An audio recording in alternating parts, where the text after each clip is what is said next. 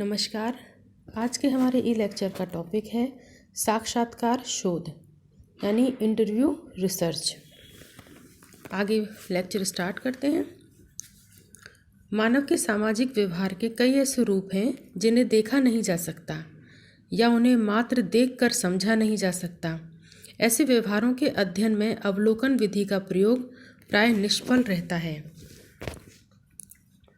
किसी के आंसू अपार हर्ष के हैं या घोर विषाद के, किसी घटना के बारे में व्यक्तियों की क्या सोच है, इन विषयों की वास्तविकता के बारे में जानने के लिए हमें उनसे पूछताछ या वार्तालाप करना ही होगा, जिसके लिए हम साक्षात्कार का प्रयोग करते हैं। अब है साक्षात्कार शोध, इंटरव्यू रिसर्च।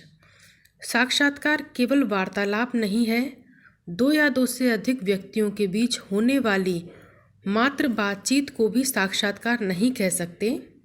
आजकल इंटरव्यू और साक्षात्कार शब्द का प्रयोग अधिकांशतः कर्मचारियों की भर्ती के लिए किया जाता है।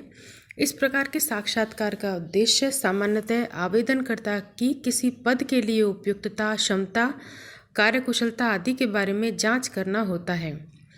उपरोक्त प्रकार के साक्षात्कार सामान्य बातचीत के उदाहरण हैं। ये शोध की एक प्रविधि के रूप में प्रयोग किए गए साक्षात्कार से भिन्न होते हैं। साक्षात्कार शोध की विधि के रूप में प्रयोग किया गया साक्षात्कार एक निश्चित उद्देश्य को लेकर नियोजित ढंग से किया जाता है। कहने का तात्पर्य यह है कि जब हम साक्षात्कार शोध की विधि के रूप में इसका प्रयोग करते हैं तो एक निश्चित उद्देश्य को लेकर और नियोजित तरीके से इसका उपयोग किया जाता है। इसमें साक्षात्कारकर्ता अपने सूचनादाता से क्रमवार कुछ निश्चित प्रश्न पूछता है और उनके उत्तरों को तत्काल या कभी कभी बाद में नोट करता है। इसमें साक्षात्कारकर्ता और सूचनादाता की परिस्थितियां नौकरी के लिए किए गए साक्षात्कार या पुलिस द्वारा अपराधी से की गई पूछताछ के लिए अपनाई गई परिस्थितियों से भिन्न होती हैं। शोध साक्षात्कार में परिस्थिति की समानता होती है, अतः सूचनादाता में साक्षात्कार का कोई भय नहीं होता। साक्षात्कार के दौरान दोनों व्यक्ति समान परिस्थिति के आधार पर एक दूसरे के साथ व्यवहार करते हैं। साक्षात्कार शोध का अर्थ एवं परिभाषा। अंग्रेजी का शब्द इंटरव्यू दो शब्दों के मेल से बना है। पहला है इंटर अर्थात अंतः या आंतरिक, और व्यू का अर्थ है दृष्टि या देखने से है। कहने का तात्पर्य है अंतः प्लस दृष्टि, अंतर्दृष्टि। एक समाज वैज्ञानिक मानवीय विचार, मूल्यों, विश्वासों, दृष्टिकोणों आदि को जानने में अंतर्दृष्टि का प्रयोग करता है। इसकी कुछ परिभाषा हैं। N.K. डेंजिन ने कहा है कि साक्षात्कार आमने सामने की स्थिति में किया गया ऐसा वार्तालाप है जिसमें एक व्यक्ति दूसरे से सूचनाएं एकत्रित करता है। उपरोक्त विवेचन के आधार पर कहा जा सकता है कि शोध साक्षात्कार यानी शोध के उद्देश्य से जब हम साक्षात्कार करते हैं, किसी गवेषणा से संबंधित आवश्यक तथ्यों के संकलन की एक ऐसी तकनीक है जिसमें शोधकर्ता प्रत्यक्ष या अप्रत्यक्ष संपर्क द्वारा सूचनादाता से मौखिक संवाद या वार्तालाप के माध्यम से सूचनाएं एकत्रित करता है। यह मौखिक संवाद अधिकांशतः प्रश्न उत्तर के रूप में होता है। इसमें साक्षात्कारकर्ता कम बोलता है और सूचनादाता को ही अधिक बोलने का अवसर दिया जाता है। कहने का तात्पर्य यह है कि शोध साक्षात्कार के अंतर्गत सूचनादाता को अधिक बोलना होता है, उसे प्रश्नों का उत्तर देना होता है। प्रत्यक्ष या अप्रत्यक्ष संपर्क द्वारा सूचनादाता से मौखिक संवाद या वार्तालाप के माध्यम से सूचनाएं एकत्रित की जाती हैं। अब है साक्षात्कार विधि की विशेषताएं, कैरेक्टरिस्टिक्स ऑफ इंटरव्यू मेथड। दो या दो से अधिक व्यक्तियों के बीच सामाजिक अंतःक्रिया या निश्चित विषय पर सूचनाएं एकत्रित करने के उद्देश्य से वार्तालाप साक्षात्कार कहलाता है। अवलोकन की अपेक्षा मौखिक शाब्दिक प्रेरक ओरल वर्बल स्टिमुली के द्वारा सूचनाओं का एकत्रण किया जाता है। अधिकांशतः अमूर्त तथ्यों, विचारों, भावनाओं, विश्वासों, प्रेरणाओं आदि के संग्रहण में प्रयोग किया जाता है। साक्षात्कार अनुसूची तथा साक्षात्कार प्रदर्शिका का प्रयोग किया जाता है। पूर्ण नियोजित यानी साक्षात्कार जो होता है पूर्ण नियोजित होता है। सामाजिक शोध की एक विशिष्ट विधि, इस विधि का प्रयोग यानी साक्षात्कार सामाजिक शोध की एक विशिष्ट विधि है और इस विधि का प्रयोग प्राकृतिक या भौतिक विज्ञानों में नहीं होता, जिनकी अध्ययन की विषय वस्तु जड़, अचेतन और निर्जीव होती है, जिनसे बातचीत नहीं की जा सकती। कहने का अर्थ यह है कि साक्षात्कार शोध का उपयोग या प्रयोग केवल उसी अध्ययन के लिए किया जाता है जिनकी विषय वस्तु जो है चेतन होती है, यानी जिनसे बातचीत की जा सकती है। साक्षात्कार के उद्देश्य, ऑब्जेक्टिव्स ऑफ इंटरव्यू। साक्षात्कार विधि का प्रयोग सामान्यतः शोध विषयक ऐसी सूचनाओं के एकत्रण के लिए किया जाता है जिनको देखा नहीं जा सकता या जहां अवलोकन विधि विफल हो जाती है। साक्षात्कार के द्वारा मानव स्वभाव तथा व्यक्तित्व के आंतरिक पहलुओं और घटनाओं के कारणों को जानने में मदद मिलती है। इस विधि के प्रयोग के प्रमुख उद्देश्य इस प्रकार हैं। साक्षात्कार विधि के प्रमुख उद्देश्य हैं प्राक कल्पनाओं की रचना। सूचनादाता से उन्मुक्त वार्तालाप कई प्रकार के विचारों को जन्म देता है जो मानवीय प्रेरणाओं और सामाजिक अंतःक्रियाओं से संबंधित प्राक कल्पनाओं को विकसित करने में सहायक होती है। यानी साक्षात्कार विधि के प्रयोग से प्राक कल्पनाओं की रचना में सहायता मिलती है। किसी घटना से संबंधित चरों की खोज साक्षात्कार के माध्यम से होती है। अन्य विधियों में प्राप्त सामग्री का संशोधन एवं प्रमाणीकरण। साक्षात्कार विधि के माध्यम से हम अन्य विधियों की एक सहायक या पूरक विधि के रूप में इसका प्रयोग कर सकते हैं और उनकी ऐसी सूचनाओं की प्रामाणिकता की जांच भी की जा सकती है।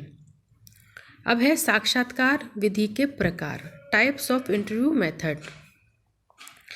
पहला है उद्देश्य के आधार पर, तकनीक के आधार पर, अवधि के आधार पर और भाग लेने वालों की संख्या के आधार पर।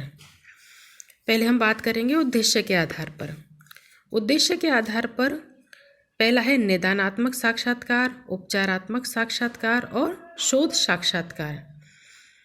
निदानात्मक साक्षात्कार, बीमार व्यक्ति के रोग को मालूम करने के लिए जिस प्रकार चिकित्सक रोगी से पूछताछ करके रोग के बारे में जानकारी हासिल करता है, उसी प्रकार एक समाज वैज्ञानिक सामाजिक समस्या के निदान के लिए लोगों से पूछताछ कर उसके कारणों, उत्पन्न करने वाली परिस्थितियों और प्रक्रियाओं को मालूम करता है। ऐसे साक्षात्कारों का उद्देश्य सूचनादाताओं के नैराश्य और विरोध को जानना होता है।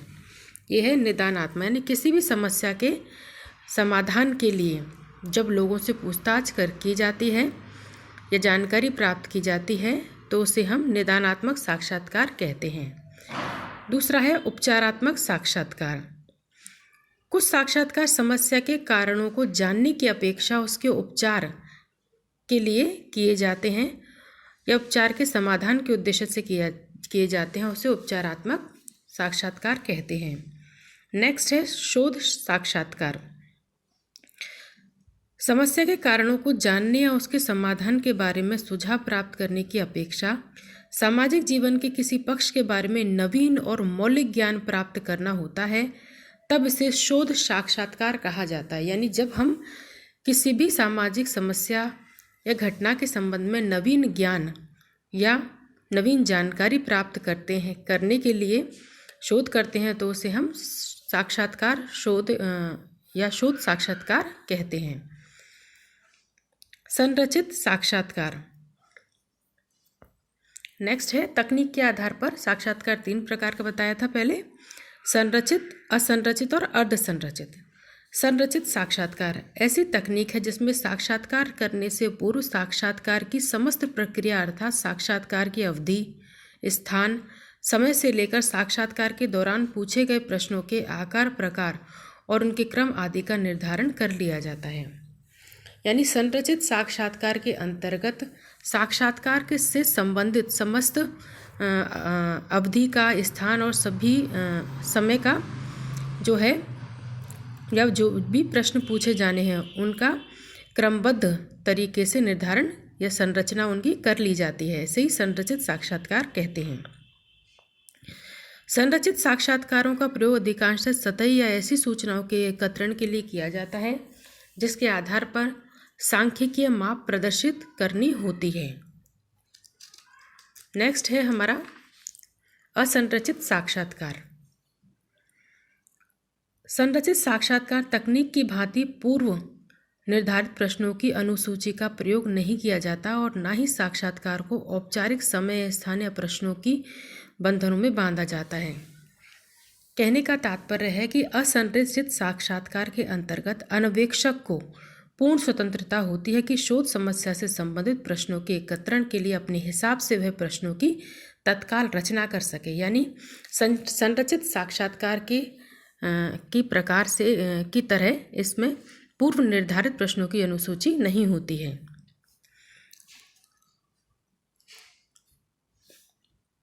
नेक्स्ट है अर्धसंरचित साक्षात्कार। अर्धसंरचित साक्षात्कार के बारे में फिलिप्स ने कहा है कि अर्धसंरचित साक्षात्कार में कुछ प्रश्न तो पूर्व निश्चित पूछने पड़ते हैं और किंतु इन प्रश्नों से प्राप्त प्रत्युत्तरों की गहराई में जाने के लिए अन्वेषक को कुछ खोजबीन पूर्ण प्रश्न करने की स्वतंत्रता होती है। इस अवधि का प्रयोग मर्टन ने केंद्रित साक्षात्कार की अपनी तकनीक में किया है।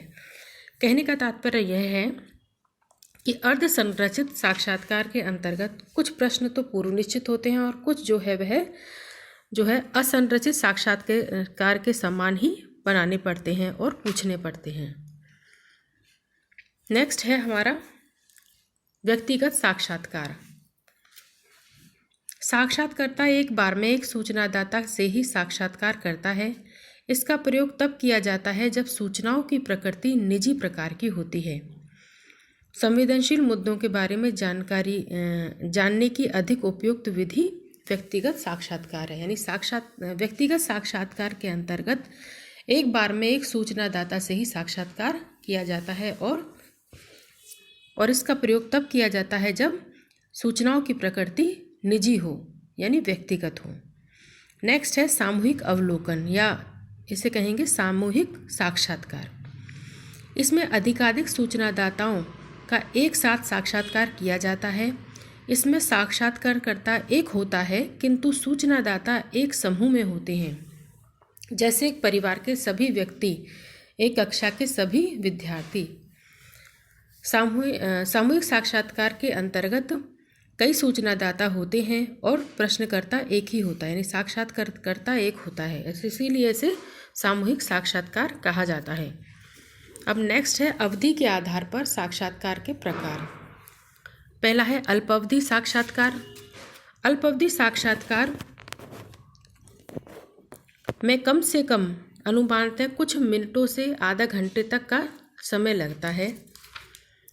दूसरा है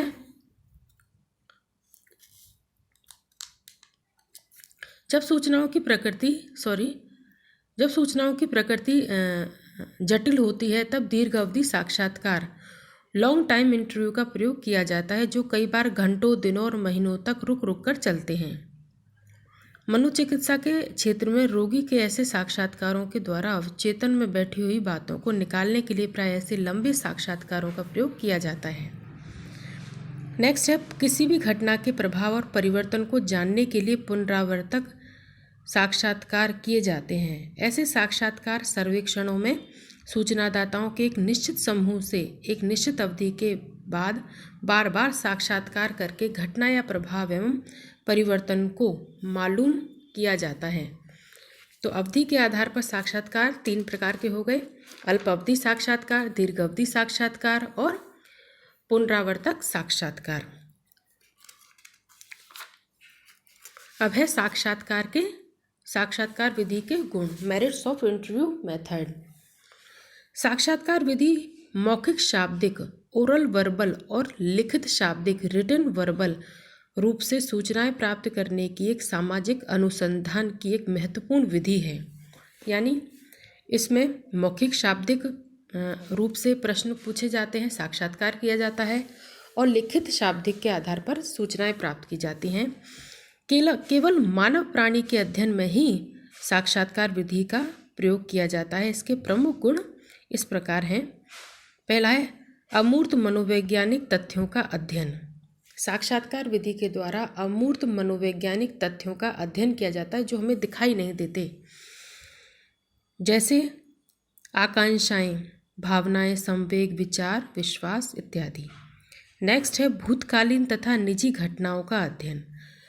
सूचनादाताओं से जानकारी प्राप्त करके, सूचनाएं प्राप्त करके भूतकालीन तथा निजी घटनाओं का अध्ययन भी साक्षात्कार विधि के माध्यम से किया जाता है। थर्ड है शब्दहीन व्यवहारों के अवलोकन का सुअवसर। यह विधि सूचनादाताओं से बातचीत करने के साथ साथ उनके वास्तविक शब्दहीन व्यवहारों को नज़दीकी से देखने समझने का अवसर भी देती है। अतः प्रामाणिकता की जांच तत्काल अवलोकन द्वारा हो सकती है। नेक्स्ट है तथ्यों का सत्यापन, वेरिफिकेशन ऑफ इंटरव्यू डाटा। सूचनादाता से जो सूचनाएं मिली हैं उनका सत्यापन खोजबीन प्रश्नों द्वारा तत्काल संभव हो जाता है। क्यों? क्योंकि साक्षात्कार विधि के अंतर्गत सूचनादाता प्रश्नों का उत्तर देता है और साक्षात्कारकर्ता उन प्रश्नों का उत्तर लेता है या जानकारी प्राप्त करता है, और वहीं की वहीं जो है खोजबीन प्रश्नों के माध्यम से सत्य यानी सत्य को एक सूचनादाता से वह प्राप्त कर सकता है। कहने का तात्पर्य है कि जिन प्रश्नों को साक्षात्कारकर्ता द्वारा पूछा जाता है और सूचनादाता से जो सूचनाएं मिली होती हैं उनका सत्यापन खोजबीन प्रश्न यानी क्रॉस क्वेश्चंस, जैसे प्रोबे क्वेश्चंस भी कहा जाता है, से के द्वारा तत्काल संभव हो जाता है। अपूर्ण सूचनाओं को अतिरिक्त प्रश्नों द्वारा पूर्ण किया जा सकता है। यानी कोई भी ऐसा प्रश्न जो कि अपूर्ण हो तो तत्काल जो है सूचनादाता से पूछकर उसे पूर्ण किया जा सकता है, और क्रॉस क्वेश्चनिंग करके विरोधाभासी प्रत्युत्तरों की जांच भी की जा सकती है। नेक्स्ट है विभिन्न प्रकार की सूचनाओं की एक लचीली विधि। जिस साक्षात्कार विधि के अंतर्गत प्रत्येक सूचनादाता की प्रकृति के अनुसार हेर फेर कर एकाधिक सूचनाएं एकत्रित की जा सकती हैं। यानी साक्षात्कार विधि में जो है प्रश्नों को अपने हिसाब से जो है वह सूचनाओं के माध्यम से पूछा जा सकता है, और उससे इस विधि को थोड़ा लचीले बनाया जा सकता है सूचनादाता के प्रकृति के आधार पर। ऊंची प्रत्युत्तर दर। साक्षात्कार विधि के अंतर्गत प्रत्युत्तर दर बहुत ऊंची होती है क्योंकि आमने सामने की स्थिति में साक्षात्कार किया जाता है।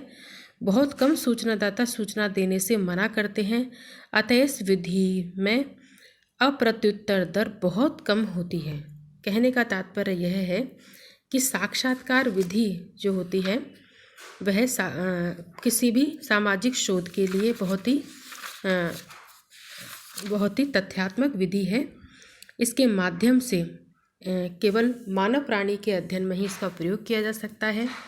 मौखिक, शाब्दिक, लिखित शाब्दिक रूप से सूचनाएं प्राप्त की जा सकती हैं।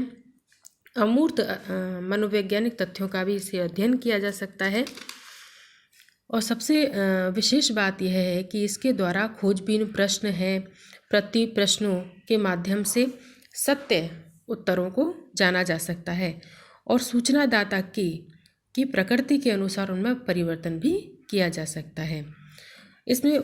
इसमें प्रत्युत्तर दर जो होती है बहुत ऊंची होती है क्योंकि आमने सामने बैठकर जो है प्रश्नों का उत्तर पूछा जाता है। धन्यवाद।